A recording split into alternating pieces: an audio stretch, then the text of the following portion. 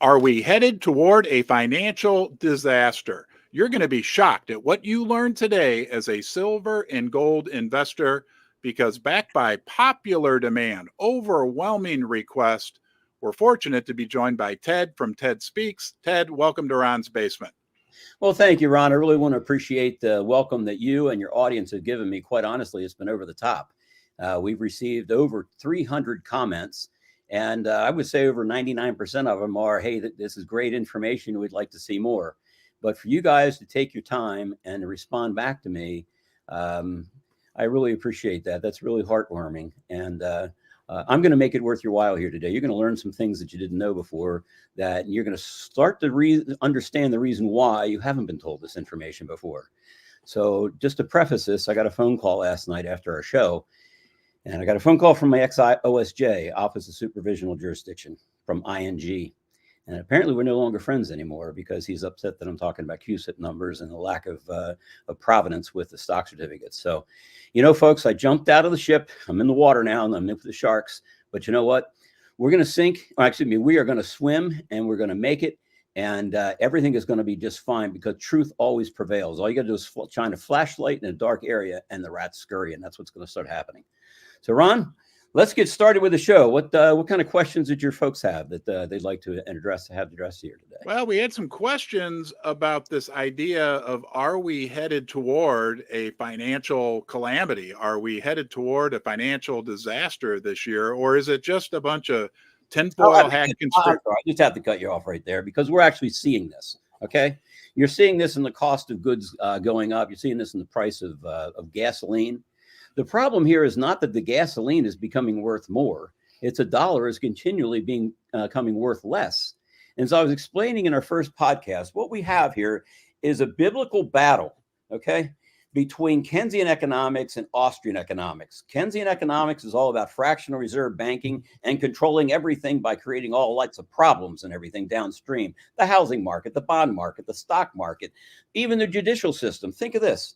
President Trump got whacked with a $350-some million fine. Did you know that fine is not tax deductible?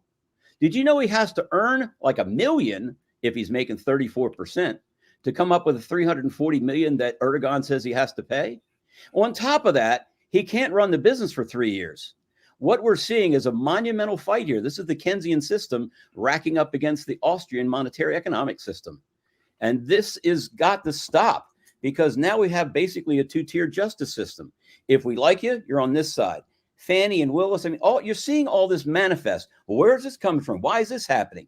I'm telling you, it's happening because the BIS, which is the heart of the Hydra, okay? They own all the banks in all the world, and they own all the currencies in all the banks around the world. So what you're seeing is a withdrawal of the tentacles of the BIS's control that they've had 100%. Barring one or two countries, okay? But they can control everything. They control the politics, they control the economy, the bond market, the stock market. If you recall, we talked a little bit about the Exchange Stabilization Fund in our first meeting, and how that was funded by Leon Wana, who actually put he put the economic moves to Russia during the Cold War that cost them and extorted $2 trillion from them. And he put it in an account. And that account was supposed to be used and is being used to get involved in the Forex markets in order to rig foreign currencies so the dollar stays the strongest. All this is going to come undone. Remember, I was saying you can ignore reality, but you cannot ignore the consequences of ignoring reality. And folks, we're there. We are there, okay? You're seeing this happen. I showed you on the U.S. debt clock that the M2 money supply is coming down. I'm showing you that the debt is going up. And also that the claims against the M2 money supply, the amount that's actually in the M2 money supply, which is we already got it up here. Here we go, right here. Can they see this on the screen, Ron? No, but I can. Hold on. You keep talking. I'll bring it up on my screen. So there are currently $621 trillion of liabilities against the 20 trillion that's in the US M2 money supply. This is the amount of money that's in your checking account in your brokerage firm. All this is part of the 621 trillion. Do you see where I'm talking about that, Ron? Yeah, hold on here. Keep talking, Ted. I'm going to bring up the. Well, the $621 trillion is your money, And it's actually beyond that. It could be endowments for, say, University of Texas, Austin. You know who's on the board of trustees down there? Guy's name is Kyle Bass. About 10 years ago, Kyle Bass was on a panel, and they were talking about how people should be investing in bonds. So Kyle asked the important question, well, what happens to the money once we invest it in bonds? What happens at the end of the term of that bond? He said, well, we'll put out another bond. He said, send me the gold. I will never forget that. As a matter of fact, what happened was Kyle Bass actually did take control of the gold. Look it up. The University of Austin, Kyle Bass takes control of, I forget the amount of money. It was an obscene amount of money, but it's all being held digitally. And we've seen, if you go back to this U.S. debt clock, you're seeing that the debt is constantly rising faster than we can keep track of. And the liabilities against the 20 trillion, which keeps going down, is continuing to decrease. So Ted, on my screen right now, I just want to interrupt you real quickly. I want to make sure you can see this. On the screen right now, I have the U.S. debt clock. I'm pointing towards the box with $621 trillion, the currency and credit derivatives now, right. And then the U.S. M2 money supply, which, as you pointed out yesterday, is actually shrinking. Correct. So where is that M2 money supply coming from? Well, let's go back and take a look at the BIS.org. Okay. Can you put that up a second, Ron?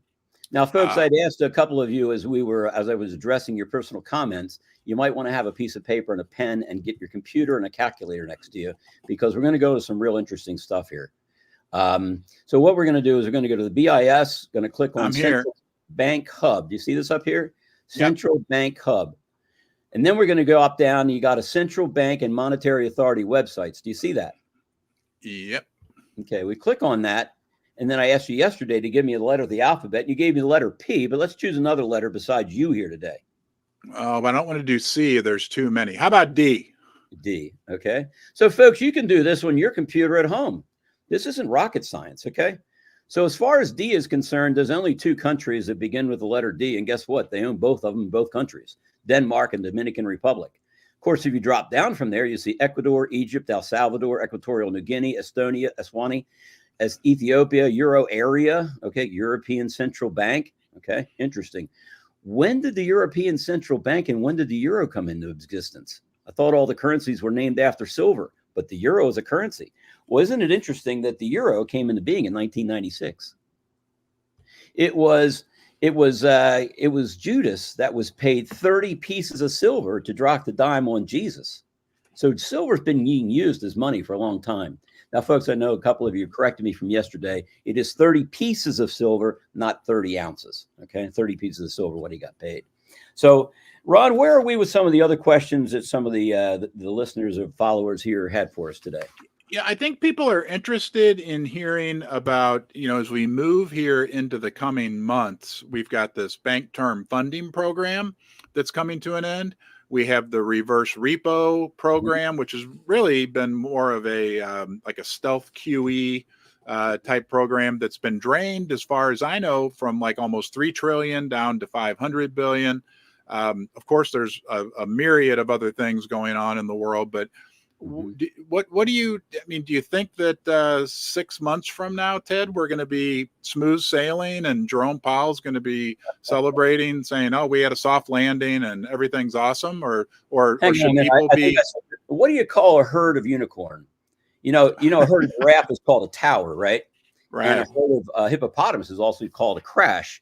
But what is a herd of unicorns called? I don't think so, because there isn't such a thing. No, come on, folks. This isn't true. You know that. I mean, this is exactly what happens, as we talked about before, when fiat currencies implode. See all these failed U.S. Failed currency notes from around the world? What happens at the very end? Why are they in my hands now? Well, they're in my hands right now because they're not worth anything. And the sad part is, if you take one of these bills here, you see that these are real, and they were folded up in such a fashion that somebody carried this around in their back pocket. It might have fed their family for a day or a week. Can it feed their family now? And where are we with the U.S. dollar? How much longer before that won't feed your family? But what is interesting is that these will always feed your family. My grandmother started teaching me about this. Did yours?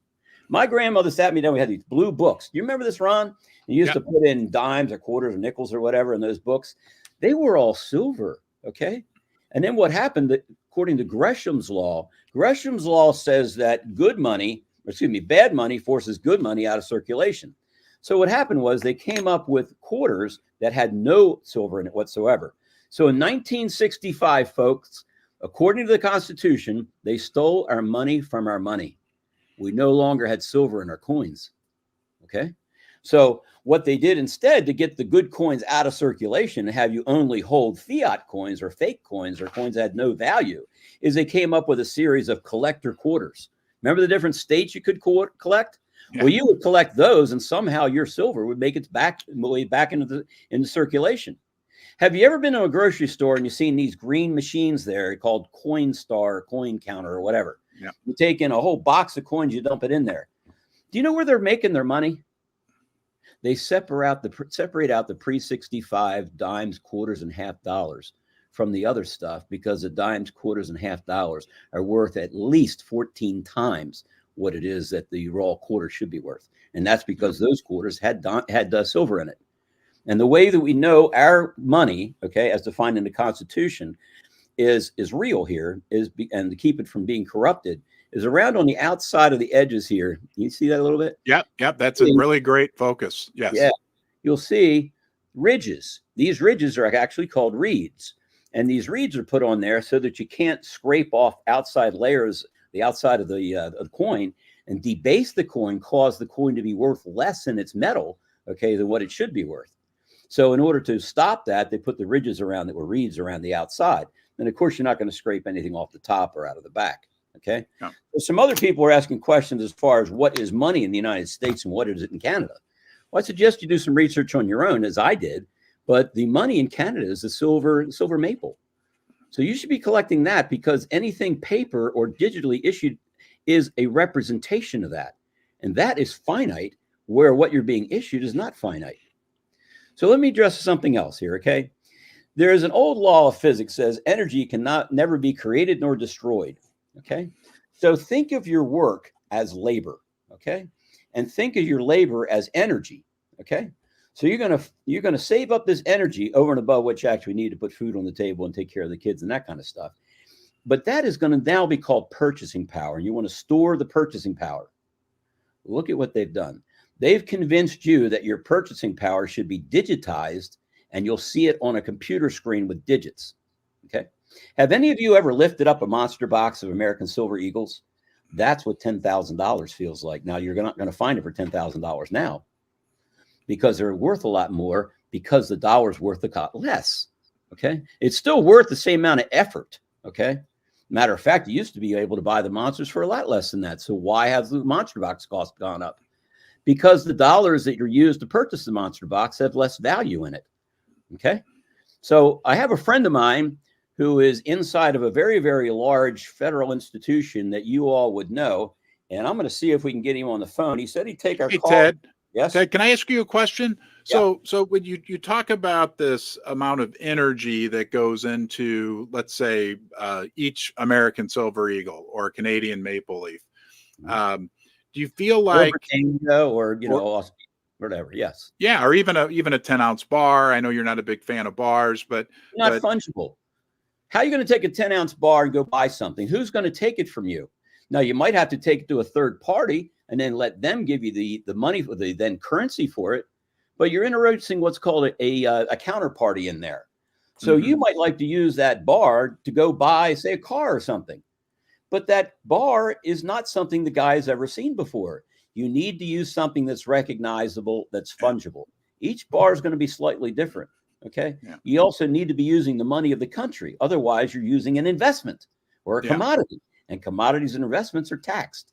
If you were to go out and exchange the redemption certificate, say 100,000 of them that may be in your bank or a CD or wherever else, and you put it into physical American Silver Eagles and take delivery, don't have another vault hold this. They're not going to be around.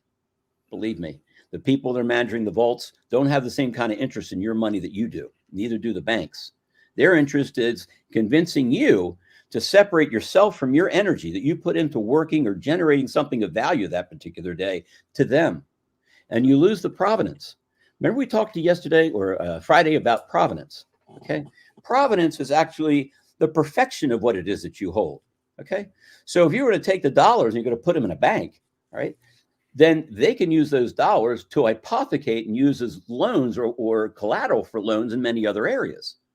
So if you do some research on fractional reserve banking, as some of you mentioned in some of the comments, you'll find that the current Federal Reserve liquidity ratio is 1.67%, meaning that they only have to keep $1.67 of every $100 that you put in there, which means that if 1.68% of the depositors decide they want to get their money back, guess what happens? There isn't any left. They're insolvent at that point. Same what would happen with regards to the M2 money supply. Am I toggling back here, or are you doing that, Ron? Nope. You're on the full screen now, Ted. Here, okay. There we are. We're together. Hey, I want to ask you a question. Sure. You talk about this epic war going on right now between the Keynesian system and the Austrian system. And that is at the root of a lot of the symptoms that we're seeing out there. All right? the symptoms. Yes, that's right. But when we look at inflation, and I just want to reiterate this and make sure I have it correct, and make sure that our viewers, and thank you everyone, by the way, for joining us today here in the basement. We do appreciate it. We do appreciate the moderators being here. But my question for you is this inflation that we're seeing, right? You hear people say it's an invisible tax. It's a hidden tax.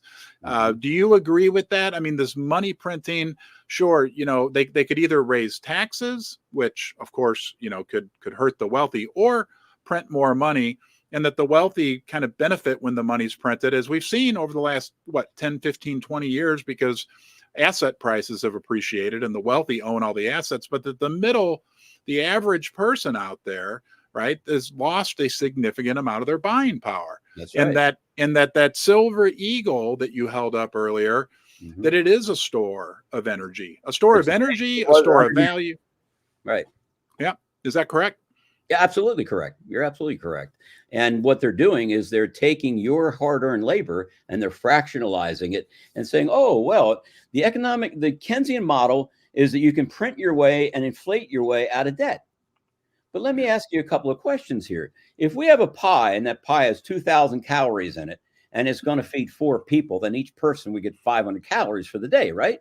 And they can go out and chop down a tree or whatever else. But according to Keynesian economics, we could pay them with just a sliver or less than a sliver. It doesn't make sense, folks. Come on. No. All right. Austrian monetary economics, its time has come and it's coming back. And that's why you're starting to see all this commotion going on. You know, at this point in time, you're starting to see these two big Goliaths having a battle upstream from where you are. And you're caught in credit card interest rates, not being able to pay the bills, and no money, losing the hours at work, paychecks going down. Maybe the paycheck isn't going down. Maybe the buying power of the paycheck is going down. Maybe you've been laid off. How many people are being laid off? One of the reasons that I wanted to jump on here so hot and heavy today is I was listening to this guy on another show, and he was talking about keeping your money in the stock market. And the guy that was asking the question say, look, the stock market seems rather frothy right now. It's never been high this far, never been this high. Shouldn't we be moving in the cash? He says, oh, no, you're better to keep a position. He said, don't keep too much in the way of cash. He said, but the market will be down over the next 3 to 5 years. Folks, is he telling you, get ready to lose 3 to 5%? Now, this is where I want you to have your piece of paper and a pen. Okay. Yep. Right. Go ahead, Ted. Ted, you're full screen. I'm going to step away for 1 minute. So you go ahead and talk. Okay. All right, folks. What I'd like you to do is I'd like you to write down $1 million on a piece of paper like this. Okay. Now, if we lose 20% of that $1 million, isn't that $200,000? Are you with me? If we lose $200,000, then we're left with $800,000, right? Okay. You see that? My question is, if we lose 20% 1 year, what is the rate of return we need in the second year? Hey, folks, if you're paying attention and you're live, give me a number. Do you need 20% to bring back? Let's take a look. 20% of $200,000, okay? or 20% of $200,000 is only $40,000. So what do we need 20% of to get back to $1 million? Well, it certainly is 20% off the 800. What do we need off the 800,000 to get back to the $1 million? Don't we need a 25% return on the 800,000? 25% of 800,000 will be 200,000, right? So 200,000 puts it back at $1 million. So my point is that if you lose 20% one year, you got to make back 25% the following year. But it gets a little worse than this. Let's suppose you're in retirement, and let's suppose your advisor, we're going to talk about that, advisors and planners, okay? Your advisor says, oh, well, you can take 6% off of that. That's a fairly safe withdrawal percentage. It's not. You need to look at something and ask your broker about something called the Monte Carlo simulation. Write it down.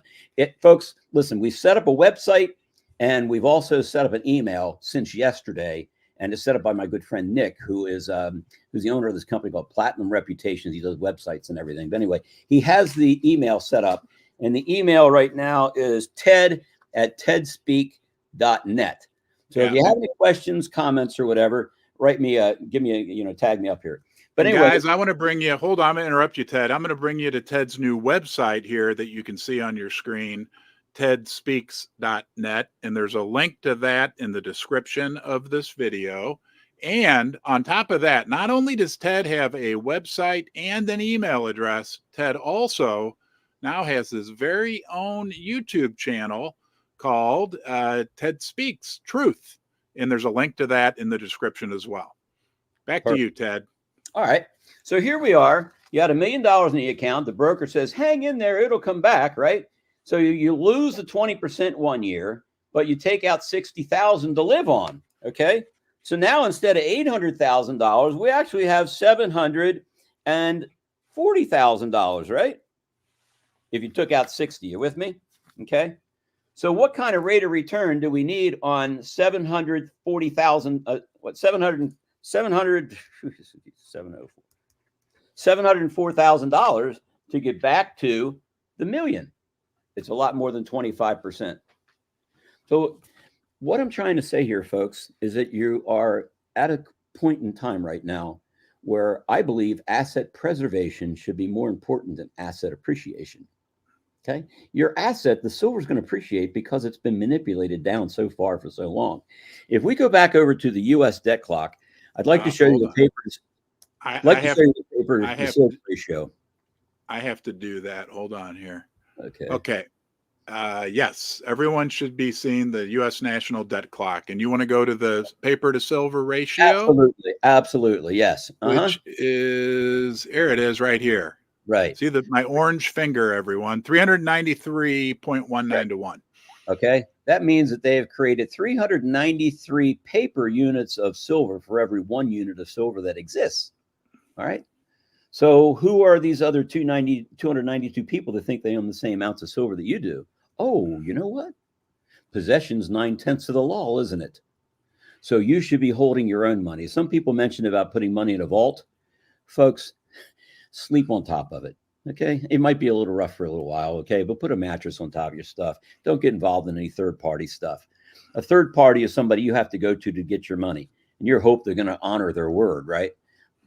The only thing that you should be trusting at this point in time in the United States right now, at least, is God and the periodic table. Silver doesn't lie, and God doesn't lie. And God is coming about right now, and he's going to restore our lives and restore our money to the way that it should be. And that's why I'm here. So what I'd like you all to do is, Ron and I have put a lot of work into this. So is our wives, my wife, Margaret Ann, his wife, Suzie. I'd like you to consider becoming a digital warrior. It won't cost you a nickel. What I'd like you to do, Ron doesn't make a nickel out of this unless we like it. Okay. So if you like what's going on, if you smash that like button for him, it helps him out a whole lot. He's put a lot of time in, more so, I guess, than most other people that he has come on his show. Okay. And then the other thing I'd like you to do, as a personal favor to me, help me get the word out. I don't know how much longer they're going to let me do this because, like I said, last night, I got a very upsetting phone call. I've known James for, 20 some years. And to have something over money like this, well, actually not over money, over digital fiat currency, right, come up between us, I just think is terrible. So at any rate, what we've learned so far today, I believe, is that capital preservation is more important than capital appreciation, because we still haven't factored one other thing in here, have we? How about the loss in purchasing power due to inflation? Okay. So if we were to add another 7% in here, 7% would be another $1,000. Okay. So now we're down to 3 or whatever it would be as far as the inflation, 7%. No, it's $4,900. No, $70,000 or whatever. Inflation has eaten away at your $60,000 in income off the million. Just making sense to you? Ron, just makes sense? Oh, yeah. Yeah, it makes. I think another easy way for people to understand what and you did a great job, and your way was easy, but even more simpler is to consider, let's say you have $100,000 invested in the stock market and it drops by 50%. Now you have 50,000. Okay. So you dropped by 50%, but to go from 50 back to 100, you now need to go up by 100% just to get double your money. You need to double your money. My question to you guys is, what kind of risk is involved in getting an investment to double your money in 1 year? Yeah. Is this the point in time? See, folks, you're not in a position to go back and re-earn the dollars you already earned. I would think that having control of them and seeing that holding something finite as a representation of currency in the United States would be a lot smarter, because the longer you hold that, the more it's going up in value, because you're seeing the increase in the U.S. in the debt. Now, the M2 money supply is coming down, which are games that are being played. And hopefully we'll be able to get my buddy on that's inside the, he doesn't want me to tell you where he's inside of, but believe me, it's pretty high up. He's seen the likes of people that you've heard the names of many, many times. So hey, Ted, I want to, and again, back to this epic battle that we're having between Keynesian and Austrian. Yes. Another way to look at that is an epic battle between paper, digital versus real. Is that? Right. Yeah. Yes. Yes, exactly. And we've been, and hey, look, everybody's entitled. Everybody has their own truth. Ted has Ted's truth. Bob or Ron here has his own truth as well. Everybody needs, but to me, it just makes my truth makes like crazy perfect sense. Like, do I want to own? My question back to your audience would be, how have they be able to keep this ruse going for so long? Yeah. How has that? Because of the control of the media. I would like to tell you exactly what's going on right now, but I think there'd be people standing outside the door very short order. Plus, we're putting Ron at risk. So please hit the like button for him. It means a lot to him. It'll help him with his family and everything. I'm not asking for anything else. Anything you want from me, you're welcome to get for free. Just reach out to me. Ted@tedspeak.net is my email address. Take a look at the website at tedspeaks.net. Okay. And then check out the YouTube channel. All the YouTubes up there right now belong to Ron, but at least it gives you an idea of what the forum is going to look like. So Ron, I know that some other people had some questions, and I had talked about crossing the Rubicon, but I don't know if everybody knows what that is. The Rubicon was a shallow river in the boundary between Rome, isn't that where money started from, and the provinces. Caesar crossed from a part of the Gaul where he was serving as a governor. It was against the law to cross into Roman territory with an army, and Caesar knew this, and he knew he was starting a civil war. Okay? So that's basically what's happened, and that's why I said that yesterday after doing the show, I've crossed the Rubicon. And I'm fine with that. I'm absolutely fine with that. I have moved enough stock certificates from people's possession that had real identifiers on it, as we talked about, like the QSIP number here. That's the unique identifier. My job with ING was to get these in from you, put them in a street account, and then manage that money as a block inside the street account. But what I since learned is that you're never going to get the certificate back with the QSIP number. There's no more unique identifier. So why is this important? What is a QSIP number? Ron, we spoke a little earlier before the show, and we talked about QSIP and what it actually means. Can we pull that back up for everybody? Yeah, hold on here, Ted. Let me, as I'm. Yeah, the QSIP. Here we go. Okay. There you go. You want me to read it, or do you want to read it? Yeah, you go ahead and read it, because I don't have it in front of me right now. Hey, you take a break, Ted. You know, these people, they love. I won't sing it. I will read it. Don't worry, guys. A QSIP number is a 9-character alphanumeric code that identifies financial instruments and their issuers. CUSIP stands for Committee on Uniform Securities Identification Procedures. The American Bankers Association owns the CUSIP system, and Standard & Poor's Global Market Intelligence manages it. So let me ask you a question here, since everything is digital right now. What happens if their system goes down? Who actually owns the system? What are the backups for them to know who they actually owe the money to, since they're holding the stock certificates? Folks, come on. Are you seeing this? I know. Look, right now you are inside the box, okay? Physically inside the box. Mentally, you're outside the box looking in, okay? What you need to do is come up with a plan while you're outside the box looking in as to how you get physically outside the box. Do you understand? Ron, do you think they're connecting with what I'm saying? Yeah, I think part of it, I want to throw in a couple things. I think part of it is we've been, for lack of a better way to explain it, brainwashed in this country. I mean, I was born in 1970. The paper dollar is all I've known, and my cohorts, and and I can understand, right? And I, like I've said, Ted, you show up at my front door with 10 $100 bills, my eyes are gonna light up. I think the other thing that, and I've heard a lot of people talking about this lately, that the general public suffers from is something called recency bias, meaning whatever's happened most recently, we assume will continue into the future. So the dollar, I talk about my parents, and I love my parents dearly. When when I talk to them about silver and gold, and they understand me and they love me and everything else, but in their mind, the bank is safe, right? Like, and I'm like, guys, you don't understand that you are actually taking risk keeping money, a lot of money. All right, I'm sorry to interrupt you here, but the bottom line is this: there's $12 trillion of created deposits electronically in the banking system. There's only 1.2 trillion in printed currency to take out. So have you ever heard about people wanting to go in the bank and taking out a $10,000 or $50,000? You know what the problem is? The money isn't even there. It hasn't even been printed yet. They want to keep it all as inexpensive as possible, even avoiding the 3 cents to print in a $1 bill or even a $100 bill, because the numbers are so outrageous right now. We're looking at $34 trillion. We talked about the other day about what a billion is. A billion seconds ago being 31.1 years ago, okay? Yeah. A billion minutes ago, Jesus walked the earth, and a billion hours ago, nothing two-legged walked the earth. So at some point in time, a billion, a trillion, quadrillion is 1,000 trillion, okay? At some point in time, these numbers become theoretical, right, Ron? And when they're theoretical, they're infinite, right? And nothing that's permanent, nothing that's real is infinite. Infinite is a theory, okay? It isn't reality, all right? Yeah. So what I'd suggest you do is, while the M2 money supply is there, and while the silver supply exists, and while the banking system is still cobbled together somehow, and we'll talk to my buddy here shortly, okay? Yeah. You might want to take constructive receipt of the non-IRA money. All right. Some people of you wrote in and said, Ted, how do I take constructive receipt, or how do I roll out my IRA from where it is now without paying the taxes? The deal is, you don't take constructive receipt. So you order the monster boxes come in, and you don't pick them up.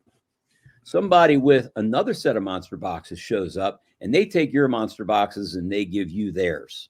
Now, you're not holding constructive receipt of your monster boxes, are you? Basically, all you're doing is holding collateral. I got no problem holding collateral, because I'm holding yours holding mine.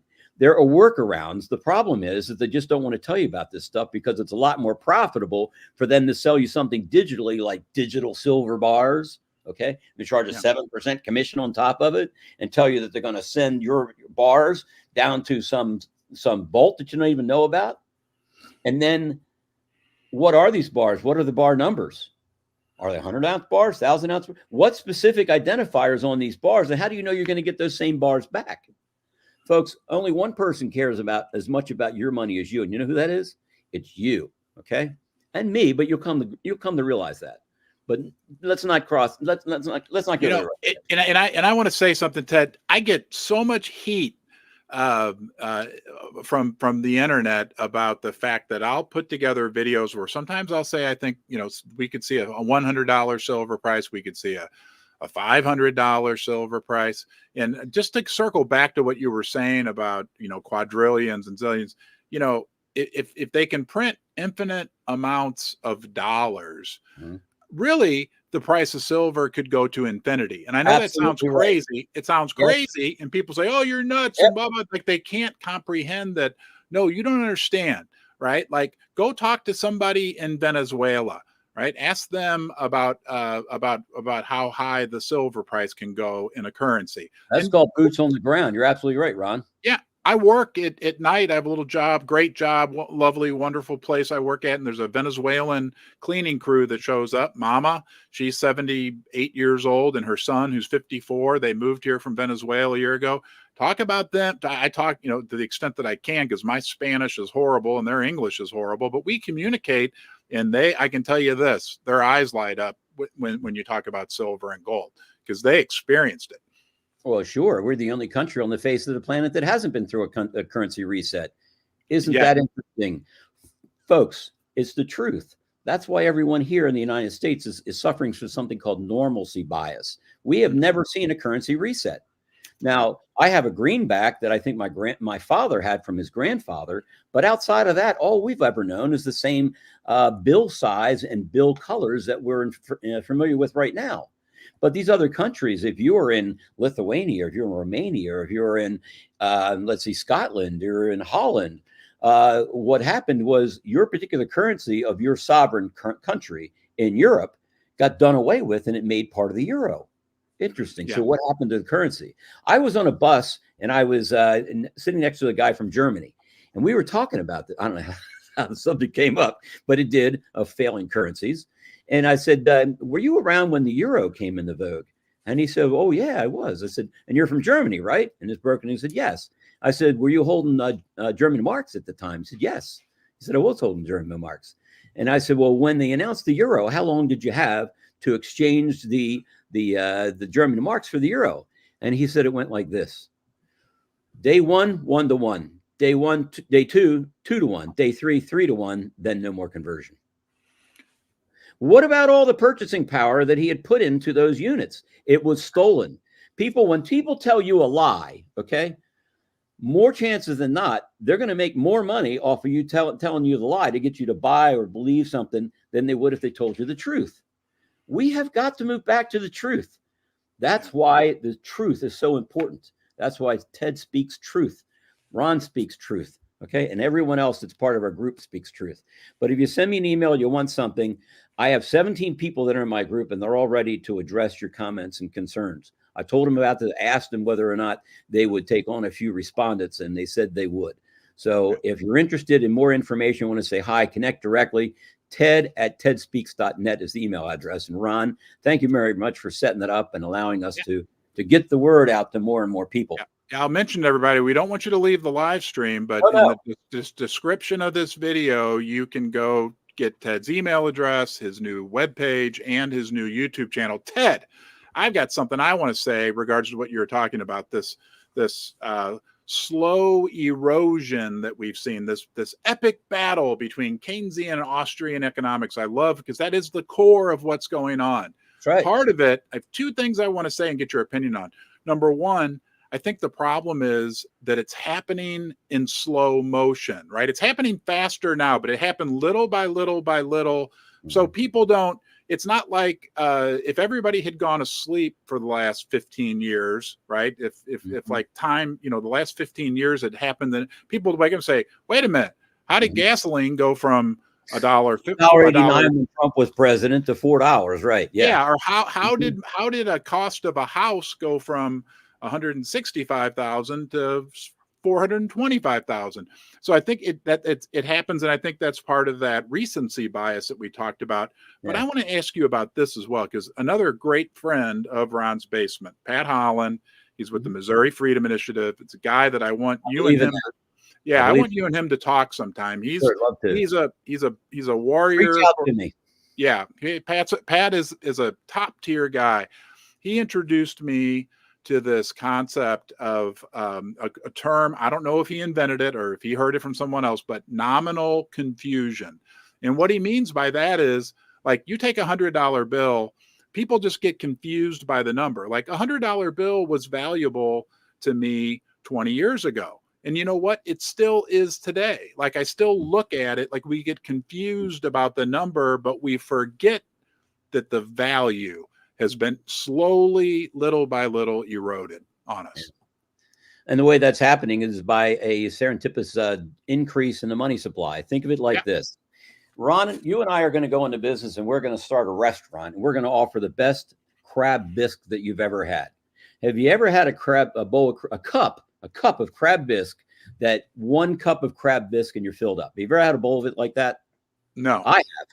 Yeah. Okay. They're so thick and so 1 bowl is more than enough. So we're going to go into business. We're going to start selling a crab chowder, a crab soup. Okay. By the cup, we're going to charge $1 for it. Okay. And 1 cup and a couple of crackers and you're done. Okay. Your lunch is finished. But what happens, I go back to Ron and say, hey, Ron, I mean, we're not making enough money here. We got to make some more money. He said, Ron, Ted, we're in the middle of a depression right now. People can't afford more than $1. Well, I got an idea. What do you say? We're cooking up a 20-gallon pot of the soup at one time, right? Why don't we add just say a half a gallon of water and see what happens? So we add a half a gallon of water to this 20-gallon pot of soup. What do you think is going to happen? Nothing. They aren't going to see it. It's called the boiled frog syndrome right now. Very, very slow. Also called, we'll talk about it later, called a crack up boom. Okay. Yeah. So we add a little bit of water in here. And guess what? Our profits go up, right? Because we stole something from them. We didn't tell them we're going to start putting water in it and we should charge 20% less or whatever percentage would turn out to be. Okay. So that was fine. But guess what? Our cost of living keeps going up faster than our ability to get it from increase from our customers. So, hey, you know, Ron, that worked out pretty good. Let's put in 2 gallons this time. And guess what? They don't really notice it that much. They notice maybe, it was a little soupy and it wasn't quite as chowdery as what it was. But now what happens is they finish the cup of soup. And Ron, do you think they're still full? Nope, they're not full. No. And they've had the 2 crackers. And so they said, well, you know, gosh, I'm hungry. So guess what we do? We sell them half a sandwich. Have you ever heard of that cup of soup and half a sandwich? Whatever happened to just cup of soup, daggone it? It used to be really big, you know, beefy, hearty stuff. All that has changed. And why has that changed? I'm talking about the battle between Keynesian economics and Austrian monetary economics. They're affecting everything downstream, including the type of soup you get in a cup of, bowl of soup nowadays. Right. So what happens is now, instead of selling a cup of soup, we're selling a bowl. We're not selling a bowl for $1. We're going to sell a bowl for $1.50. We have watered down the soup so much and the people have gotten used to so much of it that, Ron, seems like you're even having trouble remembering the time when you had a cup of crab bisque, 1 cup of it that filled you up. Are you with me? Yeah, I gotcha. Yeah, no, I have a similar example, but I use Jack Daniel's whiskey, right? If they started, adding water to the whiskey, at first people wouldn't notice, but at some point they're like, hey, this stuff doesn't get me drunk anymore. What happened? It lost its power. It lost its value, I guess, if you want to look at it that way. Let me go back one last time here, folks. Ron has put a lot of work into this, and so have I. Not to make you feel guilty or whatever. All I'm asking you to do is hit the like button. And if you haven't subscribed, hit the subscribe button.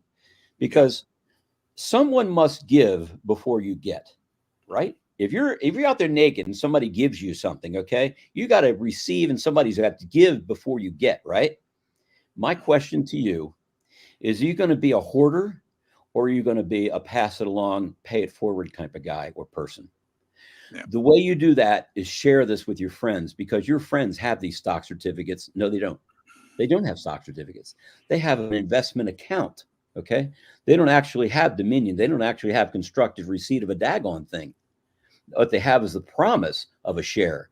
But if the share doesn't have a CUSIP number on it, like all these do, okay, guess what? If you don't hold it, you don't own it. And if you don't own it, it's all owned. Somebody else does. So if 0.5% of all assets are currently in physical money, then what that means is 99.5% of the people are still in fiat script. Can this be converted directly into silver, Ron? Directly into silver? I don't think so. No. No. Right. You got to take this to a bank or wherever, take it back to the broker. They got to send you the money, right? They send you a check. Once you get the check, You have to then take the check to your account and put it in the bank. What's got to happen though? Check's got to clear, right? You got to get the check. It's got to clear. You got to find out how much you're going to charge you to get out of your own investments. Believe me, they will charge you to get out. Then they'll offer you the option to get an overnight check sent to you or whatever, and they'll charge you for that as well. Now, once you get that check, the check's got to clear, and typically it's going to be drawn against State Street Bank. Check and see if I'm right. I'm not kidding. All right. So then once that check clears, then you can go back to the coin guy that holds the monster boxes you want to buy. Okay. And then he's got to take your check. He's got to have them in stock first, and then he's got to accept your check. All right. Yeah. So the bottom line is you have work to do to get from this to this. Okay. All right. And what you need to do is you need to understand why and how and why it's so important. And why is Ted speaking so fast and so passionate about this? Yeah. What do you think is going on? I'm telling you, quickly. Time is nigh. There's not a whole lot of time left. That's why I'm speaking quick. And if you have to slow it down, like I said, that little gear thing down there, hit that. It'll bring up 0.75. Again, like I said, I'm used to getting things like 1.5, 1.75. I'm taking in a lot of information all the time. I was up at 1 a.m. this morning. Yeah. Hey, Ted, let's, I'm going to give you a quick break while I say thanks to our channel sponsors. Okay. Sure. Mm-hmm. All right, guys. Hey, I want to say thanks to Pimbex, Pimbex, online bullion dealer. If you want to get some of those American Silver Eagles that Ted was just talking about, go check out Pimbex. They've got great selection. Compare the prices. Read about customer reviews. You want to make sure you check all your boxes. I've worked with Pimbex long before they sponsored the channel. I think Pimbex is best, and you will too. And we want to thank Fortuna Silver for their sponsorship. They'll be announcing their fourth quarter earnings this coming week. We're all excited about that. You can learn more about them at fortunasilver.com. And of course, our friends at First Mining Gold. Need I remind you, Dan Wilton, the CEO of First Mining Gold, while passing through St. Louis, was actually a live guest here in the basement a little over a year and a half ago. Nonetheless, they have 2 5 million ounce deposits in the ground in Canada. They're a development stage company with many interesting catalysts as we head into the coming years. You can learn more about them at firstmininggold.com. Ted, I'm going to come back to you here. Yeah, what I wanted to go into next was the difference between planners and advisors. Okay, all right. An advisor is anybody. Look up what has to be, what you have to do to become an advisor. I think nowadays it might require a 4-year bachelor's degree, but it can be in art or the history of music or whatever. Okay, the bottom line is that they have reduced the well, they've increased the onus of calling yourself a planner. When I was a certified financial planner, I was told that my rules are this: if anyone misunderstood what I said and they lodged a complaint, I'm found guilty, then must prove myself innocent. That's the way it works. So if you want to hold yourself out as a financial planner, you're holding yourself out as a fiduciary, which I was for 27 years. I built the practice from 0 to 700 million and sold it in 2010. I was a radio personality in the Baltimore, Washington area for, goodness, about 15 years, had the practice for about 27 years. Folks, everything I'm telling you is 100% true. I was there and I swam in with those sharks. But I'm out now, and now the sharks want to get me because I've turned against them. But it's time. Your livelihood, your future depends upon this. Only 0.5% are holding what I'm asking you to hold. Okay, it's not an investment. It's a transformation. It's a redemption of the dollar certificates for the actual money itself. So a certified financial planner, or nowadays, anyone that calls himself a planner, has to have a fiduciary relationship with you, meaning that they have to put your interests before their own. Who's doing that now with the way inflation's taken off? That's why they're out there talking about, oh, don't get out of the stock market, expect to lose over the next 3 to 5 years. Oh, it's all due to my milkshake theory. That was a new one to me. I thought I was stupid. I read what the milkshake theory is all about. And what I'd ask you to do is draw your own conclusion by looking into what is called a crack-up boom. A crack-up boom is the more generally widely known phenomenon that we're talking about. So when I was an estate planner, okay, there was this guy that would compete against me. His name is Rick Edelman. And Rick would create trusts and everything down in Northern Virginia, the same as I was doing up here in Baltimore. But then Rick started encroaching on me. And what he did was he created something called the Ricky Trust. I said, oh my gosh, am I stupid? What is a Ricky Trust? Well, you got to go read his book. A Ricky Trust basically provides for funds for a child in the event they become irresponsible. Okay, it's called a spendthrift trust. All right, that was my career in estate planning. I had radio shows, did all kind of stuff. But we can talk about that at another time. What I'd like to talk about right now is your future and your money, because you don't have a whole lot of time left. The bottom could fall out of this at any minute.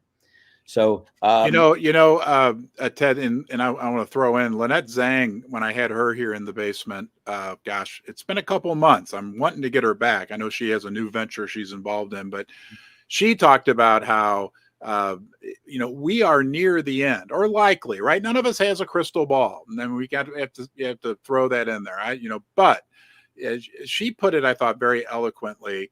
Like, the reason why things seem so crazy to everybody right now, like everybody feels like something's wrong, everybody senses there, is because we're near the end. Right, they're not catching the kind of fish they used to catch, because maybe they're standing on the side of the river and all these torrents are coming down, okay, and things aren't the same. They're not in the water. They're not in the bond market, the stock market, the housing market, whatever. They're not seeing all the turmoil. They're just saying, hey, I'm not catching the same kind of fish I used to catch. Yeah. The trouble is upstream. Folks, look, come on. We have to look at the source of the problem if you're going to figure out what the solution is, right? You can't deal with a solution with a symptom. You have to find out what the problem is. And I'm telling you what the problem is. This heart of the beast, okay, the BIS, all right, as it's being taken out of this hydra, its tentacles are being removed from as far down as its toenails. And this is causing all kinds of pain and shifting and everything. Oh, we don't have enough money here. Oh, geez, the gas line shut down. Oh, gosh, this is happening. The labor market's drying up. Oh, the housing market. Oh, my. See, all this kind of stuff. It's all going to go away, believe me, in the flip of a switch, because we are already ready for the new money, which is God's money, which is silver. If you hold the silver, you can get the currency, whatever it turns out to be. You never want to hold the script of a warring government. Now, as we talked about with the stock certificates, these stock certificates are only redeemable in the dollars. Yeah. What happens if you go to redeem the dollars and there's no more such thing as a dollar? Do they owe you anything for the stock certificate? Wouldn't that let them off the hook, huh? So all these stock certificates were actually put together and put in a vault at 55 Water Street at the DTCC. And a fire broke out inside of a vault. Go figure that one, okay? Then what happened? I'm not kidding you. Look at this stuff. The Superstorm Sandy raked up the East Coast, and just at where 55 Water Street is, it headed west, okay? And flooded the area where the vault was, and guess what happened? All the ashes as a result of the fire in the vault were washed out. It's crazy. You're being stolen from and ripped off in so many ways you don't even know it. Yeah. Truthfully. It feels like, and I love the way you said that, God's money, or the planet's money or whatever, but it feels like it's like a battle between good and evil, or God and, how do I say this? Like, I always love that saying, Mother Nature always wins. And in my mind, like, Mother Nature are gold and silver, right? They are the real money. And I've said this over the last couple of years, Ted, that like, the system, and I guess now I can call it this Keynesian system, this debt-based system, became so convoluted, so perverted, so synthetic. I mean, and I think you were saying it like, oh, we got problems in the labor market, we got problems in the real estate market, we got problems in the bond market, we got the used car markets, all these symptoms. But what it really comes down to is this battle between good money and fake money. Exactly. You hit it right on the head. I guess we had a choice when we first came out with this truth movement that we're putting out right now, whether or not we wanted to try to talk to people and get them to believe that we knew what was going to happen in the future. Even if we did, isn't it a lot more beneficial to figure out what do you do when the future actually comes? And should you get prepared for the future? I mean, is there any downside to what I'm saying here outside of realizing that you're not being told the truth in most of the things that you think you're being told the truth in? At this point in time, as I said, trust God in the periodic table, and silver and gold are on the periodic table. So I have a question for you, Ted. What are you selling? I mean, when's your sales pitch? What are you when are you going to offer this offer that people can't refuse? I'm doing this for a personal reason. It's Oh. got nothing to do with money. It's got more to do with integrity. And some people mention the Mason stuff over my left shoulder. You don't know what that's all about, folks. At the level that I went up to, we pledged to protect women, orphans, and children. And my wife and I, we adopted our 2 daughters. One little girl was adopted through the Jewish Associated Jewish Charities. She was brand new. Got a phone call. I think it's a great way to have get a phone call in the morning. Say, Mr. Vendor, your baby's been born. And the other child, Medina, she was in Kazakhstan and she was being abused. She had cigarette burns on her, and they'd broken her elbow a couple of times, and she started to have the effects of rickets, which is a lack of vitamin D, and her legs started to bow, and she also had sinus infections, and I think there's 7 sinus cavities, but there was no money to treat the sinus infections with antibiotics. So Medina thought she was a little princess, and she was actually being abused, physically abused by the other children in the orphanage. She was walking around as though she was a princess, with hands up like this and that kind of thing. And so that's how we did our family. That's how we put our family together. But please don't cast any aspersions on Freemasonry. There are bad things at the top. And it's not as though I wasn't invited to be at the top. I was. But I only met you twice now, okay? Maybe as we go on a little bit longer, I might share what actually happened. But at this point in time, that's not important. What's important is you get control of your own funds, and you're in charge of your life. You're in charge of your own money, and you take control over your assets. Don't let somebody else have control of them. Your assets are yours, okay? But if someone comes between you and your assets, that's what's called a counterparty, okay? So there's something, if we have a few minutes, I'd like to explain this other thing. It's very important, okay? So when you go to sell a share of stock, I wish I had some kind of marker board here, okay? You're going to go to your broker, okay? And maybe that broker is Merrill Lynch, Smith Barney, whatever, okay? The broker then is going to, I wish I could do this. The broker, you'll have to write it down, okay? The bottom line is the broker, okay, takes your money or takes your money, all right? And he gives it to the back office. So Merrill Lynch gives it to the back office, which most of the time is Computershare, and they're based out of Australia. Computershare gives it to a company called Seed & Company, C-E-D-E & Company.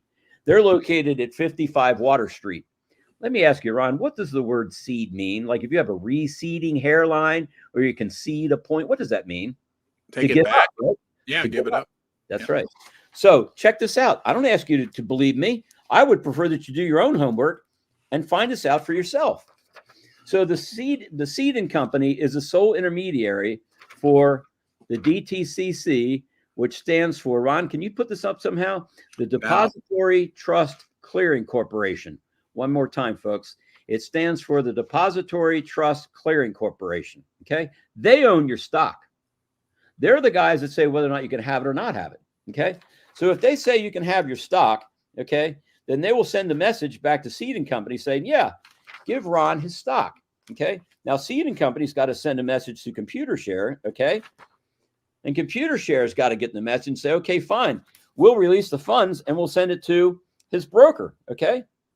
Now, the broker, all right, the broker is going to give you the check, but the check's going to be made out from State Street Bank most of the times. Interesting. They're part of it, okay? And then what you have to do is cash the check, and it's finally yours. My question to you is the broker to Computershare, Computershare to Seed & Company, Seed & Company to DTCC, okay? Heck on it. The DTCC says, yes, Ron can have his money to Seed & Company. Seed & Company sends the electronic message to Computershare saying Ron can have his money, and then finally he gets his money. So how many counterparties are there between Ron and his money? Ron's right here. His money's right there. The broker's got to be in business. That's 1, 2, 3, 4, 5, 6, 7 counterparties, not counting State Street Bank. And let me throw something in. A couple of them are outside of the continental United States. That's exactly right. They did that on purpose. That's why Computershare is the back. ING did that. Our back office became Computershare. Where the heck are they located? Australia. Oh my God, that's a continent. How are you going to find the person in Australia who's going to push the buttons to allow you to have your money? Right. Folks, you need to understand the truth. I understand why they're fighting so hard. I understand we'll have some battles here.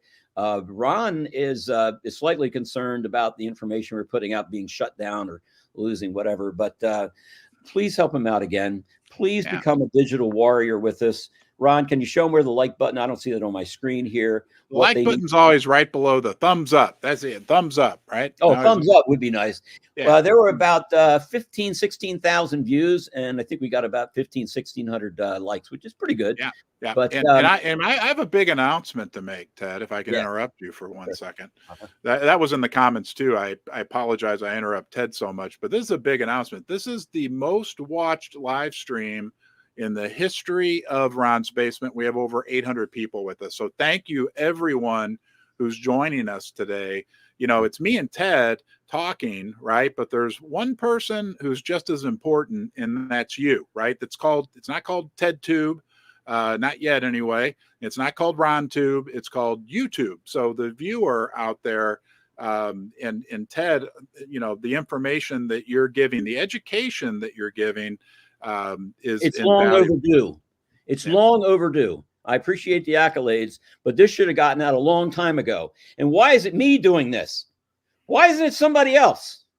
Yeah. These you're people, you're the good one looking. What? I said you're good looking and you have a great personality.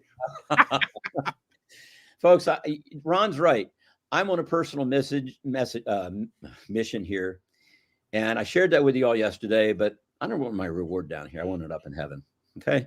So just take the message for what it is. I hope you believe it. If you don't, I hope you take the time and tell me why you don't believe it.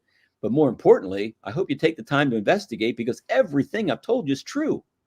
There was another YouTube channel that I reached out to, and I gave him about an hour and 10 minutes, went through all the same kind of stuff here. Never even got a thank you or anything back from him. So then I sent an email. I said, hey, this is what I plan on doing if we get together. No response. I was torqued at this point.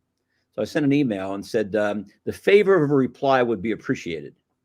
I got a call back the next day and say, Ted, we have carefully analyzed the entire hour and 10 minutes that you spent on the phone with us, and we have verified what you said, and we'd like to bring you in for an interview. Yeah. Everything I'm telling you is true, folks. I don't know what you think my motive is here outside of doing what needs to be done. I'd invite you to be part of this truth movement. Help us get the word out. Help people understand that they really don't own the stock certificates that they do, that the stock certificate they think they do are owned by many other people. And if you think you own silver in SLV or GLD is the gold equivalent, you don't. It's all proxy for it. If you have to own digital money, the best way to do it is PSLV. It's the Eric Sprott Physical Silver Trust. Okay. If you have to stay digital, I prefer that you didn't. Okay. I prefer that you sleep on top of your own hard mattress and put a couple of blankets over top the dozen or so mantra boxes you can sleep on top of. That's what you need to do, because that will be here long after you're dead and gone. Your children will thank you, and you're never going to get another opportunity like this. Your parents never had this opportunity. Your grandparents never had this opportunity. Your children, grandchildren, and on down the line. As Bill Holter had said, if you come out of this with assets, everybody's supposed to be broke when you come out of this. If you come out of this with assets, you've created generational wealth, quote unquote. Reach out. Ask Bill Holter if he said that. He did. And I like Bill Holter. I like Andy Scheckman. I like Rafi Farber as a rock star. Some of these people you ought to connect to, because they are on our side. Rafi Farber had the chief economist of the BIS. I don't recall his name, but he had a PhD in economics. It's not worthwhile to know his name anyway. Rafi went up against him. Rafi's sitting back in a t-shirt and all that, looking real comfortable. And he looks so confident because he knows he's got this Keynesian economist by the short hairs. And he and the economist go back and forth. And the Keynesian guy says, well, he says, we don't control the money. He says, the GDP does. And Rafi says, well, what controls the GDP? Oh my gosh, he absolutely lost it at this point. I wish I could find that segment, because y'all got to see it. It just shows you the lack of chicanery the kind of clownsmanship going on here behind the scenes. And it isn't going to take much of this type of information to get out to cause a groundswell. A great country. Have trust in Trump. He is a hell of a businessman, and he's not a failure. He doesn't get involved in anything that he fails at. And I'm not part of that. I'm a part of the general truth movement on our own part, which I'm asking you to be a part of by sharing this information before something happens. So we'll have another program we'll be putting together, probably maybe Wednesday or Friday, depending upon what happens this week. Okay. But I really hope that you take this information. It's given in the spirit of love, folks. Yeah. Yeah. We'll be back. This is very serious times right now, folks. There are people that are dying overseas. There are people starving in the streets. There are veterans being kicked out of hotels and stuff. Come on, let's get real. Take control of your money. Don't get fleeced. Come out of this whole thing with assets. And the only asset, the best asset to come out of this with is American Silver Eagles, because you're going to be able to bless other people. When I worked up the math on this and came up with $217,000 per eagle, I'm letting that out of the bag now, Ron, because you brought it up when you said that the silver could actually go to infinity. It could go to infinity if the dollar goes to zero. So 217,000. I'm not worried about that call. I'm not worried about 20,000, 50,000, because it's like, how many shovels of dirt will you take for that diamond? Yeah. I mean, see, it has no value. They can create it this fast. Okay. The labor isn't being created that fast. And again, energy is neither created nor destroyed. Your work is energy. Save it. Somebody else is. It's not destroyed. You hold your own money, folks. Okay. Yeah. We'll have another program. We'll talk more about it. You know, and we'll be back on Friday. You and I can talk about that offline Friday of this week, Ted, so people can look forward to seeing more of Ted on Friday. But I want to talk about what you just talked about with silver going to $217,000 per ounce or infinity. And I think I want to circle back to what you said earlier, because I think for silver investors, this is so critical to understand. That there's only so much energy in the world, right? There's only so much, there's a finite amount of energy. Absolutely right. And a certain amount of that is represented by silver, by gold, probably by some other metals and other things as well. And to represent that energy with paper money or electronic money, which can be created into infinity, just shows us this relationship that exists between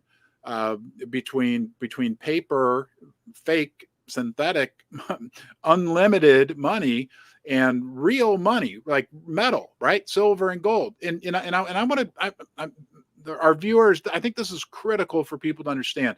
I was driving home the other day from lunch, and I got stuck in a little traffic jam. And there was a Chevy Suburban in front of me that, I looked at it, thought, that car's probably 8 years old. I said, I bet it's worth $10,000, right? That car is still worth something right now because of its utility. But when that car eventually winds up in a junkyard, it's going to be crunched up and turned into, it's only going to be worth the metal, right? It's only going to be like, the metal is this like timeless store of value that we all have. And Ted's holding up the Constitution, I think. That's right. That's right. Just thought I'd try to get some messages out, because I think we should probably try to wrap it up here a little bit. Yep. Did we cover all the questions that people had? I went through all 300 some comments that y'all made. I hope you saw that I checked like or made a personal comment to you. Some I've invited you to reach out to me directly. Again, it's ted@tedspeaks.net is my email address. The website is up and running. Nick from Platinum Reputations is putting that together for us. It's tedspeaks.net. And then the YouTube channel, Ron, I think is what Ted Speaks Truth. Ted Speaks Truth. Everybody on their screen right now, Ted, you can confirm this, should be seeing your new website, tedspeaks.net. And if I switch over here, not only does Ted have an email and a website, but he also has a new YouTube channel, which I subscribe to already, and I'd recommend you do Number as one. well. Number one. How about that? You're the first, Ron. Let's got to start somewhere. You started it off in a big way. I finally number one at something. I'll take it. We'll as long as Ted agrees, we'll be back Friday, this coming Friday at 10 a.m. Central Time. Does that sound like that would work for you, Ted? And that'll give us Sure. It's a little bit of time. on I want to, yes. and I want to reiterate to all the viewers. Number one, thank you for being here. Thank you for being part of the basement dweller, all that good stuff. You really are, like, this is not possible without you, right? People are joining us from all over the world, almost 900 people. With that in mind, why don't we introduce Margaret Ann here? Oh. Wow. She's involved in it. I wasn't ready. Okay. And then you have Suzie that's involved in it as well, right? Suzie is at little daughters that are identical twins. Yep, identical twins. Yes. And Suzie is not here. She usually is helped. She's actually on the live stream, but she's at our daughter Evelyn's softball practice. So I have the whole house. I have the whole house to myself, and Suzie is a critical part. And I just want to point out, and Ted, I appreciate you saying this from Suzie and I's breath.